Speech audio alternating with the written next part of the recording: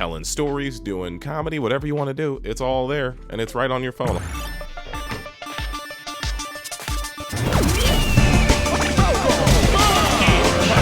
you doing, everyone? Welcome. You guys are being weird.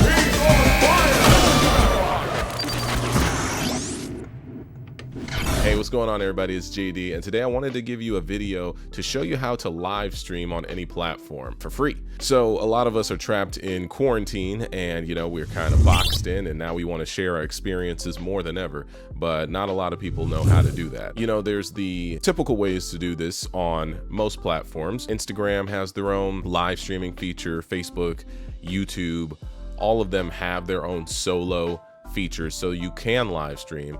But there's a app that I recommend for everybody that to me will make the quality of your streams look better and is just a little more intuitive and more entertaining to use.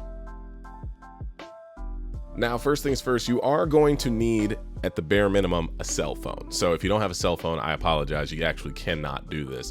But a majority of people who watch live streams on the internet usually have a cell phone, so that's the one thing that you're gonna need to get this done. Now you're probably thinking to yourself, what is the app that I need to live stream anywhere at any time for free, JD? Well, that app would be the Streamlabs app, which I can show you how to download right now. Okay, so the first thing you wanna do is go on your app store on your phone. You know, per phone, there's different app stores. So we go to our app store, we're in it, we go to the search bar, we want to click here and we want to type in Streamlabs. And there you go. You want to click Streamlabs up here. And I already have it, so I'll just open it for you and show you what it looks like. All right. So when you get into the app, it might be a little confusing from the jump. So let me show you where the features are so that way you understand what you're doing. So as you can see, this is what would be seen if I was doing a live stream. You can see my camera, which is giving you the top-down view and all the information of my stream right here. So in the top right corner, they have your cameras. So depending on your phone, it'll show you which ones you can use. I'm using my front-facing camera. If I wanted to use my back-facing camera, I could choose that. Obviously, it's gonna be black because it's showing the desk that I have, the ultra wide lens on the back, and also the telephoto. It shows all three of those, which are pretty cool when you use them in the app. Next, you want to go to the top left corner. You can see that you have settings, editor, multi-stream, screen capture, fax, which will give you information, remote control, and support. When you go to settings, you want to go here and you want to choose your streaming platform. They have Twitch, they have YouTube, Mixer, Facebook, all integrated, and multi-stream if you want to do it on multiple platforms. Down here, though, is the custom Rtmp server. So for those that don't know, this means that every website that you try to stream from has its own like code. It's an Rtmp server. If you get that code or that link, you can click it and drag and drop the link right here into the rtm:// wherever your stream's coming from, or the stream key, which a lot of streamers will know about. But if you have the rest of these platforms, it's that much easier to just click Facebook and it'll start to try to log you in, and you can click log in with Facebook right here. It has the YouTube, it has Twitch, or the other options, which were Mixer. I think they also have Periscope, and I don't know what this P platform is. They also have other platforms, and for that, that's where you would want to enter your custom code. So I'm logged into Twitch. Twitch is where I usually stream. Follow me on Twitch if you'd like to. But you could also go to YouTube and the other ones. So yeah, that's a good way to get it going. I will let you know that you cannot stream with this program on, I believe, IG, Instagram, Snapchat, or kind of those like vertical platforms where you have to stream. I think for that you'd have to do something else on your computer, which maybe I could get to into a future video. This right here is Disconnection Protection, which keeps your stream alive when your connection drops, because the one thing that you got to realize is you're streaming based off of your cell phone's data plan. So if you have AT&T or T-Mobile or Verizon, depending on how good the plan is, that's how good your stream's gonna look. Now, if you're streaming to Twitch or YouTube or Mixer or Facebook, it'll have your preferences here. So you can choose to have your chat tags on, you can display emotes and all that stuff. And next you want to go to broadcast, which will give you your settings for what your quality can be on your stream. I usually like to do, when I'm out on the go, 720p, because you don't really need 1080p. It's not that serious. It doesn't need to look so crispy and clean. Your frame rate, depending on your phone, I go with 30 just because when I try 60, I get a lot of buffering. Max video bitrate. Now this is something that a lot of people don't understand. So this is basically the amount of information that's coming in through your stream and out to the other people. So the higher this kilobit per second info will be, the better your stream quality will be. But if your phone can't handle it, then it's a no-go. Don't do that. So I like 2500. I think that it's a good like middle ground where you can get good quality and also have a smooth stream. So that's what I recommend. And then the last few things are audio. I usually on the app will leave it at high because that's the standard. It's the sample rate of 44.1 kilohertz. Bit rate is about 128 kilobits per second. And then they have the about settings and you can log out. Cool. So those are your settings. When you go to editor will give you options for things that you can put on your stream while you're live, such as layers. So you can click this plus button, you can add a widget, you can add a text or an image. If you know what Streamlabs is, it's a platform that allows you to add different things to your stream. So let's try adding a widget, right? Let's do Streamlabs widget. They have the alert box. So the alert box lets you know when people have subscribed or followed or donated to your stream. So you can add that alert box and it'll give you a placement here on your screen for where you want it to be. So whenever a notification happens live during your stream, it'll come up right there in the middle of your phone.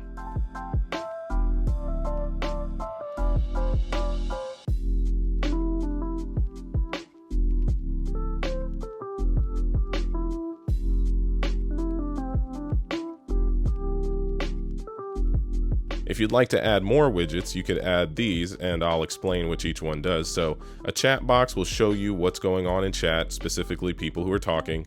Event list is a list of all the things that have happened during your stream, such as followers, subscriptions, donations, bits, depending on the platform. That's a Twitch thing. Donation ticker will give you a layout of how many donations have come through your stream during the whole process. The jar is a place where your bits go. That's very specific to Twitch. I can get into that in a future video. And credits is you giving back to the people at the end of the stream. It'll do a scroll, kind of like the movie credits that you see when you're, at a theater. There's a lot more widgets that come straight from Streamlabs too. They have donation goal, which is kind of self-explanatory. It's about getting how many donations can you get per stream. Stream boss, I don't ever use, so I don't actually know how that works. Viewer count tells you how many people are there. Follower goal lets you show your goals towards follows. Bit goal, get your bits up. You can share media, sponsor banner, spin wheel. All these different things come specifically with Streamlabs, and you can showcase them on any platform that you're going to be streaming on, whether it's YouTube, Twitch, Facebook, Mixer, all of the above.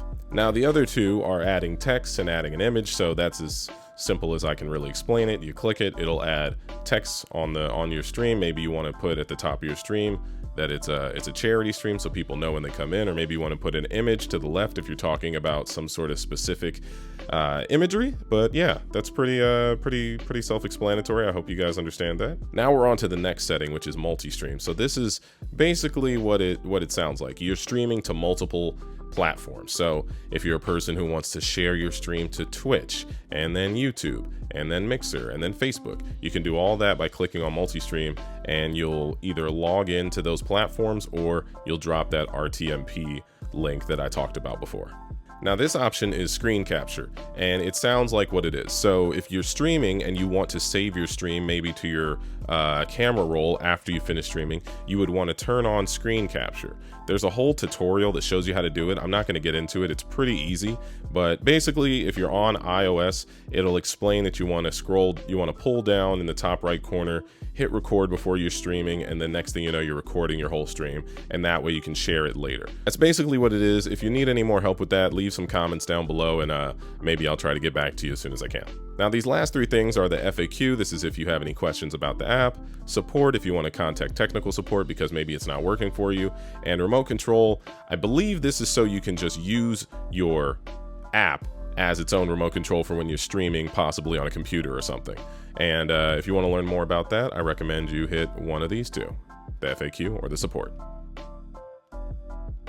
Okay, so you set everything up on your app and you got everything ready to go, but you're probably wondering, what does the quality look like when I'm out and about streaming? By the way, this streaming setup specifically would be for IRL, which means in real life.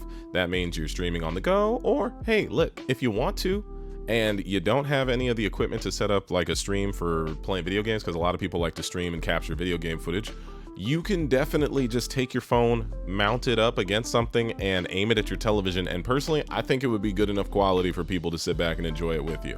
But that's completely up to you. So, you know, pick your poison. But here is a stream that I did the other day, and I'm going to show you the difference between trying to stream over your cell phone connection or over Wi-Fi. So this was over my cell phone connection. I went to the park the other day, and I'll probably just let it play in the background. I'm not sure if I'm going to let the audio play. Let's see.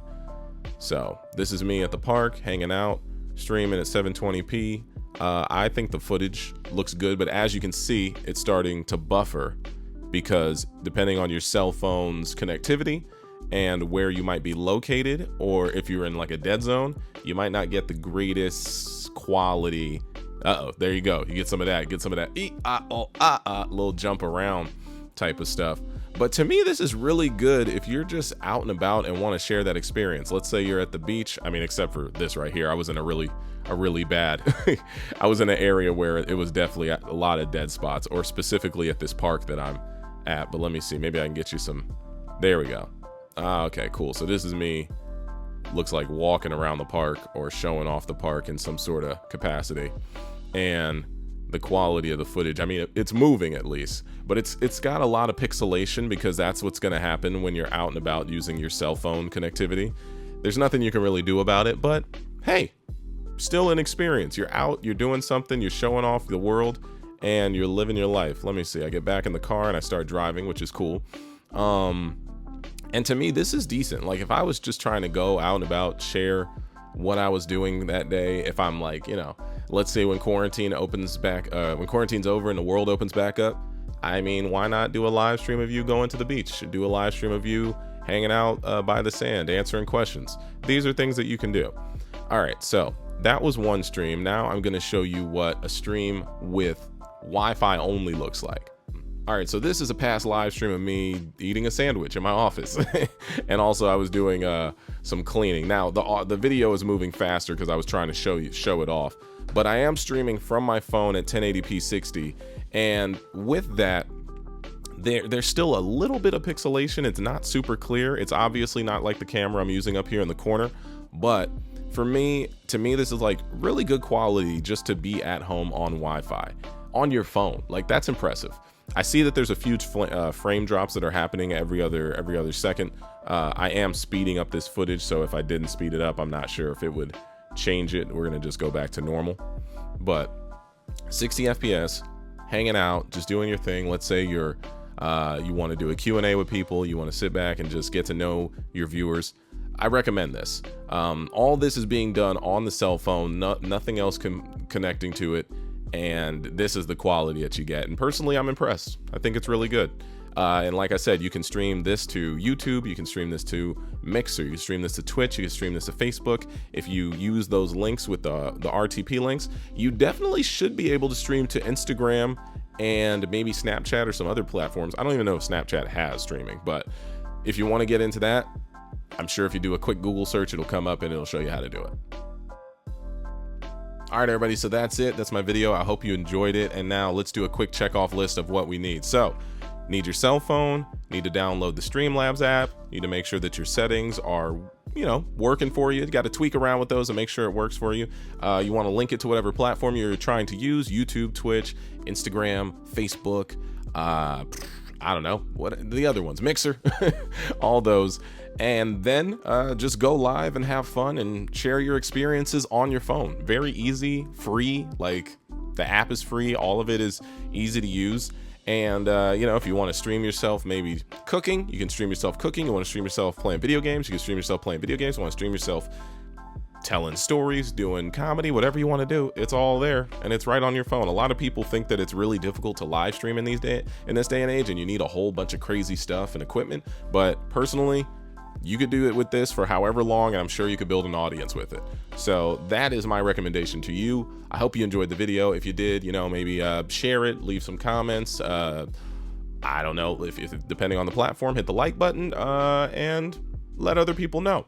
All right, with that being said, I appreciate y'all. If you ever want to watch me live stream, I go live on Twitch pretty consistently, twitch.tv/runJDrun. Click the link in the description below if there's a description or wherever it is. And with that, I'll catch you all in the next one. Have a great day, and I'll see you later. All right, peace.